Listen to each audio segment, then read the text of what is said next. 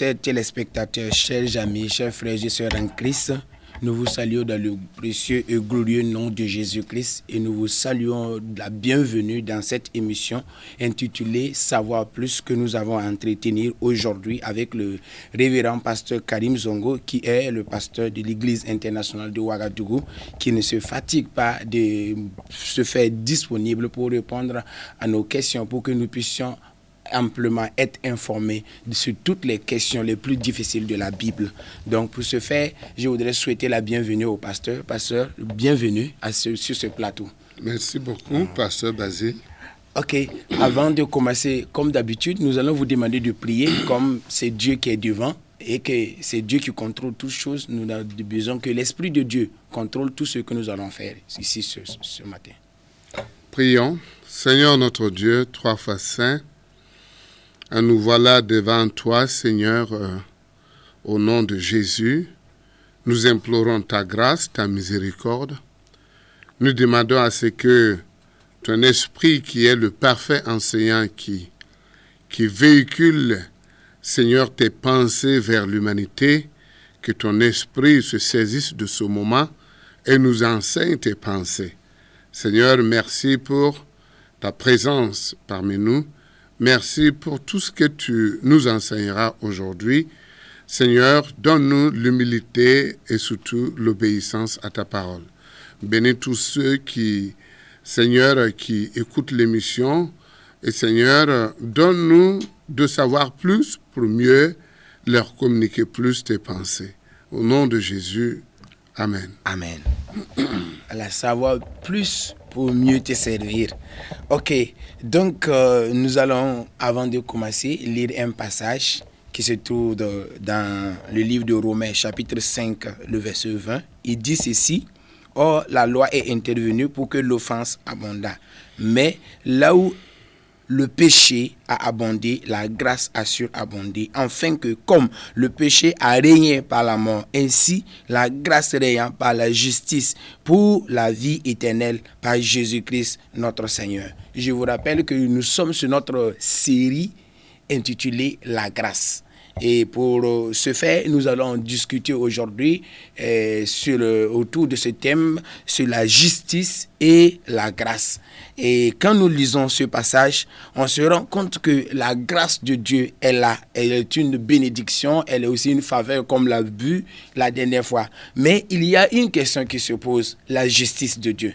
D'abord, qu'est-ce que c'est que la justice, pasteur? Merci beaucoup, pasteur Basile. Et je dis également merci à nos téléspectateurs et merci à toute l'équipe qui nous accompagne ici dans le studio de Canal Vim Kwaira. Également, merci à vous qui nous apportez davantage les conseils. Parlant donc de la justice, je dirais un des fruits de la grâce. Parce que, comme je le disais la fois passée, la grâce est donc l'élément mère, c'est l'élément capital de toutes ces bénédictions donc, que nous avons de la part de notre Seigneur Jésus-Christ. Parce que, comme la fois passée, on disait que la grâce était une faveur imméritée. Alors, on parle de la grâce au moment où quelqu'un ne méritait pas une liberté ou une faveur quelconque. Donc, en ce moment, la grâce intervient. Justement, il y a des moments auxquels on est tenté de dire que on peut aider la grâce. Si la grâce ne se suffit pas, il n'y a rien qu'on ne puisse faire. Alors, je n'ai jamais entendu que quelqu'un a été gracié par un président ou une personnalité quelconque et qui décide de rester toujours en prison, ne serait-ce que pour 20 jours. Ça n'existe pas. Ça n'existe pas. Non, quand on est gracié par le président ou par une autorité, par le roi dans certains pays, eh bien, à tout moment, on est prêt à quitter l'incarcération, on est prêt à quitter la prison, on est prêt à jouir de sa liberté. Donc, la grâce, elle est suffisante. Alors, si nous voulons parler de la justice dans la grâce, la grâce est l'accomplissement de la justice. Jésus, parlant de la grâce, a dit que la grâce n'est pas venue pour remplacer la loi. Non, les commandements du Seigneur ou la justice, non. La grâce est venue pour accomplir la justice.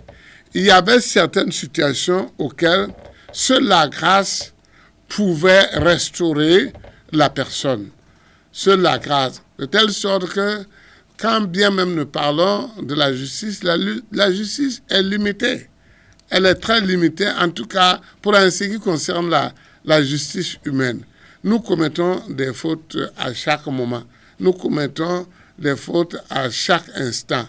Même celui qui est le juge ou l'avocat, il commet des erreurs. Alors que la justice parfaite aurait voulu que celui qui juge n'a jamais commis une faute. Celui qui doit juger les autres, qui n'a jamais commis une faute. Juste. Et ça n'existe pas. Ça n'existe pas. Même le juge, même celui qui annonce le verdict, le président du tribunal, il a aussi dans sa vie déjà commis des fautes, de telle sorte que la justice, la vraie justice, ne peut que venir de quelqu'un qui n'a jamais commis la faute. Jésus-Christ connaissait les fautes, mais il n'a jamais commis une faute. Donc, il n'y a que sa justice à lui qui prime. Maintenant, la justice est le fruit de la grâce. Alors, la grâce a fait que la personne qui était condamnée est devenue juste. La Bible dit que ce n'est pas le fruit de nos œuvres pour que personne ne se glorifie.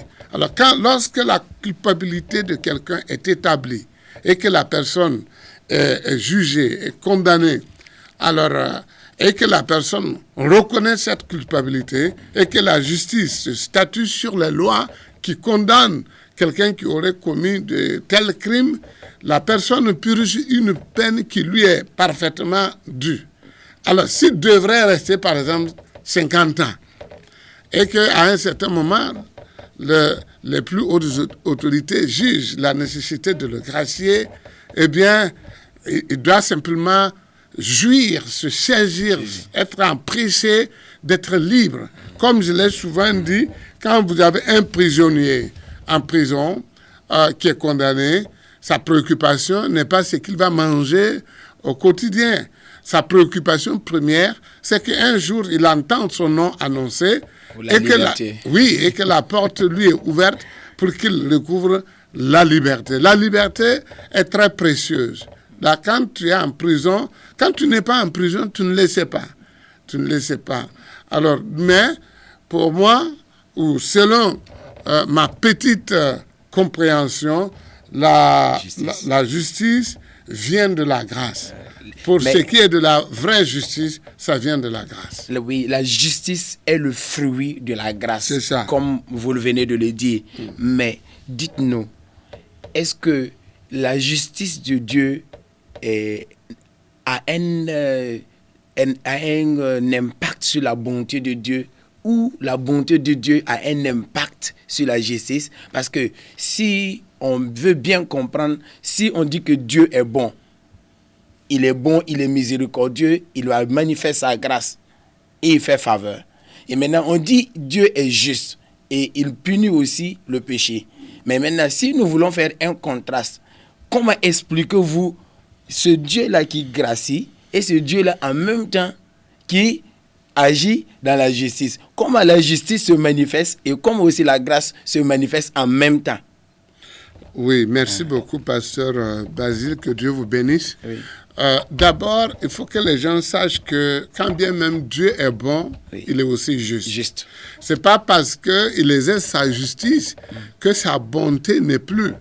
Non, mais Dieu, sa bonté se manifeste dans la vraie justice.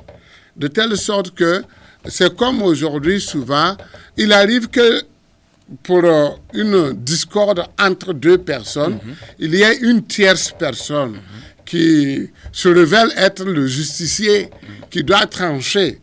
Et souvent, ça peut être que un des coupables ou un des interlocuteurs de cette discorde se trouve être acculé pendant que, alors que lui, c'est son côté qui est juste. Et l'autre qui n'est pas juste est beaucoup plus favorisé. La justice de Dieu est contre cette manière de juger. C'est contre cette manière de juger. Et que, mais Dieu est juste dans ce qu'il fait. La justice et sa nature la justice fait partie de la nature parfaite de Dieu. De telle sorte que Dieu peut te juger coupable, mais que sa bonté prenne dessus. Et en ce moment, il exerce sa grâce. Tu es coupable, c'est vrai, mais je te pardonne. Il n'y a que Dieu qui peut faire ça. Vous voyez, c'est la même chose que cela ne met pas en cause sa justice. C'est comme, attendez, c'est la même chose que quand, par exemple, quelqu'un est condamné, il est à la MACO, sa culpabilité est établie, mais les plus hautes autorités disent c'est vrai, il a commis un crime. C'est pas correct, il est emprisonné, il purge sa peine, il est là, c'est sa place là-bas, mais ensemble, accordons-lui une grâce. Alors, c'est en ce moment que la bonté de l'Éternel se manifeste. Sinon que Dieu, il est bon, mais aussi il est juste. Mais souvent, nous exerçons, l'être humain exerce une mauvaise bonté.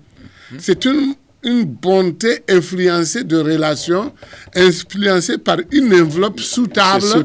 En réalité, ce n'est pas une bonté. C'est ce que nous appelons aujourd'hui la corruption. Oui. Alors, donc, nous prions que Dieu continue à diriger les cœurs de ceux qui jugent, de telle sorte que il ne soit pas... Un jour, je suis allé causer avec un juge face à un problème que quelqu'un subissait. Et moi, je lui ai présenté le problème et je lui ai dit, monsieur le juge, je voulais ton avis par rapport à tel et tel problème. Et je lui ai expliqué de long en large. Et il m'a dit, Pasteur Zongo, ce que vous avez expliqué, ça, c'est selon vous, et moi, je vous ai parfaitement compris. Selon le juge, il m'a dit qu'il m'a parfaitement compris. Et que, selon moi et lui, ce que j'ai dit là, en réalité, est correct. Mais il a dit, mais la justice ne connaît pas ça. Ne connaît pas cette manière de faire. Ou bien la justice ne fait pas ça. Bon, dans ce cas, il y a un problème. Oui. La justice souvent tire à côté. C'est vrai. Et tire à côté, c'est pas parce qu'ils ont suivi les formations, c'est pas parce qu'ils ont des diplômes de juge qu'ils peuvent parfaitement voir les choses.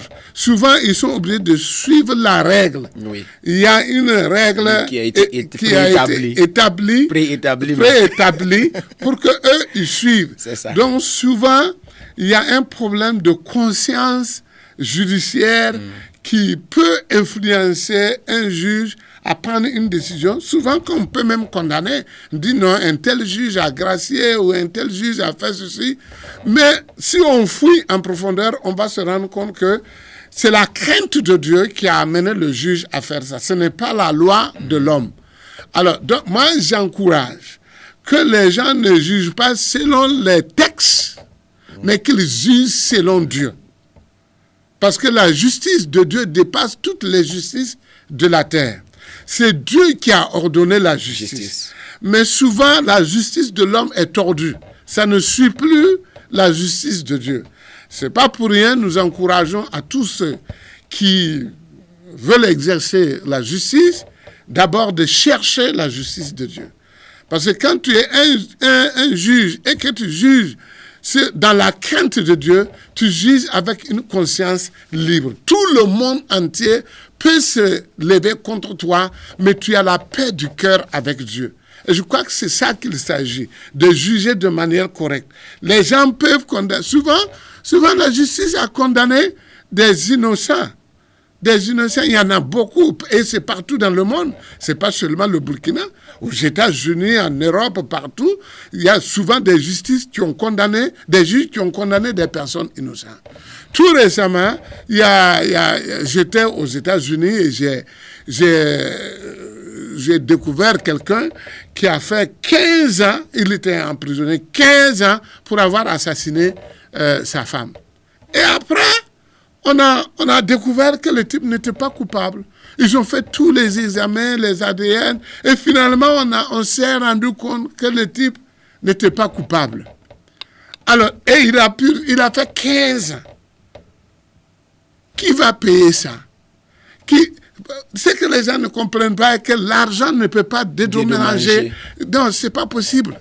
C'est comme une fois, j'ai eu à dire aux gens que quand on parle de l'esclavagisme auquel ceux qui ont été victimes veulent que quelqu'un paye, qui va payer? On va payer combien? On ne peut pas. Mais souvent, il y a une seule phrase qui peut payer: l'amour et le pardon. Amen. Pardonner quelqu'un qui t'a fait du mal, ça paye. Ouais. Tu as la paix du cœur. Il n'y a pas de somme exacte, de montant exact pour pouvoir payer le mal qu'il t'a fait. Tu décides de le pardonner, eh bien, tu t'es payé toi-même quelque chose qui n'a pas de prix. Donc, il arrive qu'il y a des condamnés. Moi, j'ai une Bible, la Bible que je tiens là, qui est là. Voilà la couverture de cette Bible. Cette Bible que les gens peuvent voir à l'écran m'a été donnée. Le type de la prison, de la prison a eu les vents que j'étais en ville, en Caroline du Sud, et plus précisément dans la ville de Charleston. Et j'étais en train de conduire une croisade. J'étais en train de prêcher lors d'une croisade. Il a eu vent de moi et il a conçu la couverture là. Ça, c'est en peau, en cuir, qu'il a envoyé de venir me donner. Pendant qu'il était toujours en prison. Et j'ai envoyé un message à lui dire: si vraiment tu n'es pas coupable, l'Éternel va te libérer. Si tu n'es pas coupable. Aujourd'hui, le monsieur, il est libre. L'Éternel l'a libéré. Mais les dégâts de 15 ans. Donc, c'est pour dire que la justice peut commettre des erreurs. Comme il peut condamner des innocents, comme souvent, ils peuvent aussi libérer des coupables. Donc, il n'y a que la conscience qui est fondée dans la crainte de l'Éternel qui doit guider nos juges. Maintenant, Dieu est juste et il est lui-même juge. Celui qui se fie à lui fera toujours un bon jugement. Amen. Il ne va pas toujours juger selon l'attente ou l'apparence des gens, ou bien selon la poche de quelqu'un ou l'enveloppe qu'on lui donne, mais il va juger selon la crainte de l'Éternel. Mais si je comprends bien, ça veut dire que Dieu est souverain. Il est souverain. Et si je comprends bien, ça veut dire que la mort de Jésus-Christ sur la croix a accompli la justice de Dieu, parce qu'il a porté toutes nos peines à la croix du calvaire. Et en même temps, il a exprimé cette grâce, cette faveur pour nous, pour que nous puissions connaître l'amour de Dieu. En même temps. C'est-à-dire que la souveraineté de Dieu, qui est en même temps capable de nous juger, ce même Dieu-là est capable de nous établir une justice parfaite qui nous ressemble parfaitement pour que nous puissions être justes devant lui. Si je comprends bien votre explication. C'est ça, oui. Jésus n'a pas dérobé à la règle de justice. Oui. Non. Jésus a accompli la justice de Dieu par son offre, l'offre de lui-même. Oui. C'est-à-dire, la Bible dit clairement, dans Romains, la Bible dit que nous avons tous péché, oui, et nous sommes privés de la gloire de Dieu. Oui. Et que le salaire du péché, c'est la mort et la séparation d'avec Dieu. Maintenant, c'est que Jésus a fait, Jésus n'a pas changé ça. Mais Jésus est venu se mettre entre le coupable et Dieu. Oui. Jésus est venu se mettre entre le coupable et Dieu, de telle sorte que lui, il est mort pour le coupable, à la place du coupable. Ceci, il a accompli la justice de Dieu. Oui. qui dit que l'âme qui pêche, c'est celle qui mourra. Qui mourra. Voilà. Cette loi-là n'a Elle pas est changé. accomplie. Oui, cette loi-là, il faut que les gens sachent qu'elle existe toujours. Oui. Mais Jésus, les gens pensent qu'elle a été effacée. Non, elle n'a pas été effacée, mais elle a été accomplie. Oui. Jésus l'a accompli. Il est mort. Non, on n'a pas dérobé, on n'a pas changé ce verdict-là. Le verdict. On n'a pas tripatué cette constitution. Non, on n'a pas été tripatué, comme on le dit. Oui. Ça n'a pas changé. Oui. Mais au lieu que le coupable meure, Jésus, donc, la Bible dit qu'il s'est fait pécher pour nous. Vous voyez? Alléluia. Donc, voilà. Donc, il s'est fait pécher pour nous. Donc, il est devenu pécheur. Il est mort. Au lieu que moi, je meure, c'est lui qui est mort pour que moi, je reste vivant. Donc, je suis quand même mort. Je suis quand même mort en lui. Oui. Je suis mort en lui par sa mort pour pouvoir vivre. Et lui, c'est comme... j'ai souvent dit que quand Dieu, voyant son Fils entre le ciel et la terre, suspendu sur la croix, saignant à mort, la Bible dit que le cœur de l'Éternel brisa. Dieu a pleuré. Pourquoi? Parce que l'enfant, son fils en qui il a mis toute son affection, était en train de s'agoniser sur la croix, mourant pour les pécheurs que nous sommes. Et la Bible dit que Dieu a tourné son visage. Dieu pleura. Dieu a tourné son visage. Et quand il a tourné son visage, il l'a tourné pour faire quoi? Il a enlevé son focus. Il a tourné son focus, tourné son visage, son regard de son fils pour pouvoir tourner vers nous. Et cela a choqué Jésus-Christ sur la croix qui a demandé, Père, pourquoi tu m'as abandonné? Pourquoi tu m'as abandonné? Parce que son Père a enlevé son focus. Il a enlevé son regard de lui pour pouvoir nous regarder. Alors qu'il était juste. Exactement. Et la Bible dit que c'est clair qu'il a laissé tomber son fils. Il a laissé tomber son fils pour pouvoir nous prendre à lui. Il l'a abandonné pour pouvoir nous ressaisir. Dieu a fait tout ce qu'il fallait faire. Alors quand on parle de l'agonie que Christ a traversée. C'est vrai que les gens ont essayé de mettre cela sur scène dans les films, etc. Mais il n'y a pas de scène parfaite. Il n'y a pas de scène parfaite, il n'y a pas d'explication parfaite pour pouvoir décrire ce que Christ a traversé pour que nous soyons ce que nous sommes aujourd'hui. Donc, la justice de Dieu s'est accomplie. Christ n'a pas dérobé à la règle. Christ n'a pas changé la procédure. Mais Christ est venu se mettre entre la justice de Dieu et l'homme pécheur que nous sommes, pour payer le prix que nous devrions payer. Voilà ce qui s'est passé entre Dieu et nous à travers Jésus-Christ. Donc Christ a été le pont pour que notre relation avec Dieu soit restaurée, soit rétablie. Donc, il n'y a personne sur cette terre, il n'y a aucun animal qui peut mourir pour remplacer ça. Il n'y a aucun sacrifice, il n'y a aucun droit, il n'y a aucune messe qui peut faire ça. Donc, si les gens veulent suivre Dieu, ils n'ont qu'à le suivre maintenant. Faut pas croire que quand je vais mourir, on va faire les messes, on va faire les droits, rien. D'ailleurs, le sang d'un animal ne va pas là-bas. L'animal n'a pas d'âme, donc son sang ne va pas là-bas. Non. Donc, il faut que les gens acceptent de faire face à la réalité et d'accepter que le sacrifice expiatoire que Dieu a fait lui-même. Quand les gens parlent de la mort de Jésus-Christ, la mort de Jésus-Christ n'a pas été décidée par le palais de Jérusalem. Non, ça n'a pas été décidé par le Saint-Indrin. Ça a été décidé au ciel, selon le livre d'Ésaïe, dans cette conférence éternelle dans l'éternité, auquel Dieu lui-même présidait cette réunion, auquel on a dit qui ira pour nous, et personne, il y avait le silence dans tout le ciel et la tristesse sur la terre. En ce moment qu'il y a eu la voix du rejeton de David qui a sonné comme une cloche, comme une trompette qui dit « Père, me voici, envoie-moi ». Personne ne pouvait aller. Il n'y avait même pas des animaux là-bas. Non. Il n'y a personne. Donc il faut que les gens soient humbles et qu'ils acceptent ce que Dieu a offert. C'est comme le président, il vous gracie là. Il faut être humble pour accepter la grâce présidentielle ou royale. Il ne faut pas dire non, le président a fait ça, mais moi-même, en tout cas, il faut que je fasse que tu as fait quoi.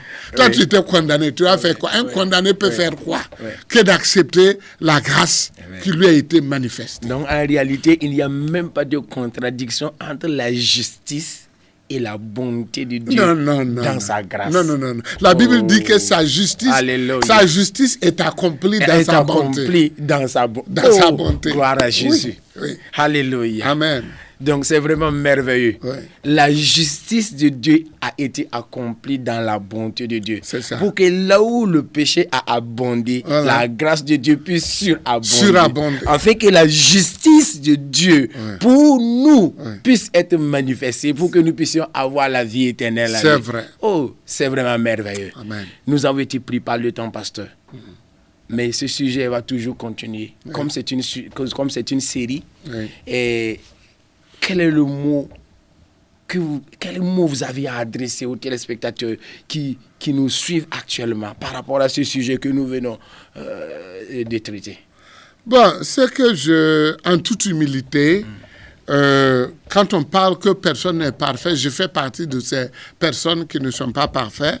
Alors, ce que j'aimerais avancer comme plaidoirie est que nous tendons, que l'humanité tende vers la vraie justice qui est celle de Dieu, que ce soit dans les familles, entre l'homme et sa femme, que ce soit les parents et leurs enfants, et que ce soit dans la société, dans l'administration, que les gens cessent de faire un tripatouage de la justice. Parce que quand tu fais de l'injustice, il faut t'attendre à ce qu'un jour tu te tiendras devant Dieu pour être jugé. Et la Bible dit que c'est la même mesure qu'on a mesurée pour les autres. C'est celle qui nous sera rendue. Donc, il faut que les décideurs de la justice fassent beaucoup attention dans ce qu'ils décident aujourd'hui qu'ils appellent justice. Parce qu'un jour, ils paieront. Personne ne va échapper à la justice de Dieu. On peut échapper à la justice du monde, mais personne n'échappera à la justice de Dieu. On peut échapper à la justice du monde et personne ne peut échapper à la justice de Dieu auquel nous y sommes tous soumis. Chers amis, chers téléspectateurs, c'est sur ces mots que nous allons achever cette émission.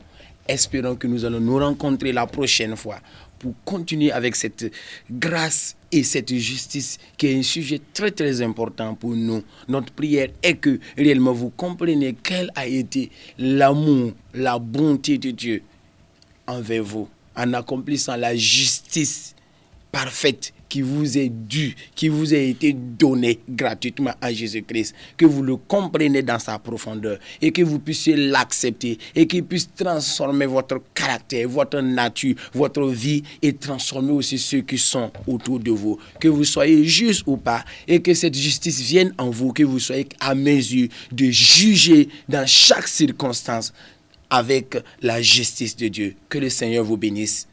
Bye bye. À la prochaine.